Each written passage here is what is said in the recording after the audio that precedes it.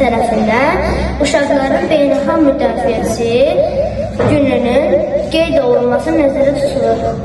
Həmin gün Qadınların Beynəlxalq Konfransında uşaq hüquqlarının təmin edilməsi ilə bağlı təkliflər səslənir və həmin tədbirdə də 1 iyun tarixində uşaq beynəlxalq hüquqlarını həsr etmək qərarına verilir. Azərbaycanda uşaqların müdafiə olunması və onlara qayğı göstərilməsi istiqamətində çoxsaylı işlər görülür. Ölkəmizdə uşaqların sosial və hüquqi müdafiəsi ilə bağlı məsələlər konstitusiya, qanunverici və normativ hüquqi aktlarla tənzimlənir. Uşaq hüquqlarının müdafiəsi ilə bağlı Azərbaycanda qanunvericilik bazası formalaşır. Uşaq hüquqları haqqında qanun 1998-ci il 19 may və bəzi digər normativ hüquqi aktlar qəbul edilir. Azərbaycan Respublikasının Prezidenti Azərbaycanda uşaqlara sərəncam yazdırıb, sərəncama görə 2009-cu il uşaq ili elan olunur. Azərbaycanda uşaqların problemləri həlli istiqamətində müxtəlif layihələr həyata keçirilir. Uşaqlar bizim gələcəyimizdir və ölkəmizin gələcəyi onların əlindədir.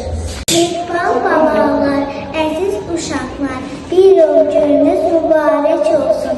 Sürlə, məhəbbətlə yansın ocaqlar, qəlbiniz sevinclə, fərəhlə dolsun. Vətən günüdür.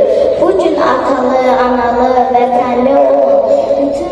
Bütün günləriniz olsun toy, düğün, böyük əməllərlə, işlərlə dolu.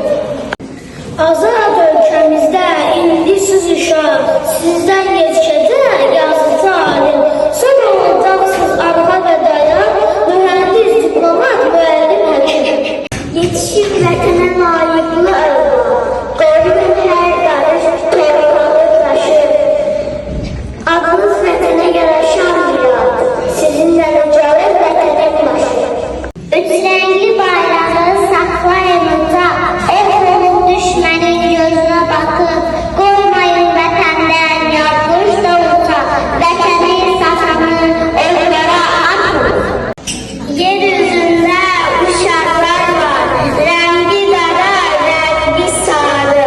Gəlin dostlar, sağlamlayaq bugün bütün uşaqları. Uşaqlar var bahar deyirlər, onlar üçün lazı qışdır.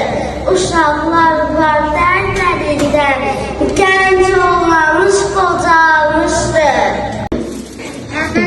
Gənc dostlar, zorlar söz sana qəda, qoç burasın səsinizdən, yad ellərin cəvabları, qardaş olsun, sirdaş olsun bu dünyanın övladları. Gəlin düşək səngərdən, çəkilək biraz geri, qaldırıb səngərləri, balaca uşaqları. Necə uşaqları var, qoy onlar da gətirsin, dayansınlar üz-üzə, açılsın dodaqları. Düşmən kəlməsi yoxdur uşaqlar dilində. Olsa əllərimiz bir-birindən vurarlar. Səngərlərin içində, səngərlərin çölündə, lay deyib qızlara qəşəng incik qurarlar. Öyrənə bilmədən dostluq dilinə heç var. Gəlin gedək öyrənək körpələrin dilini.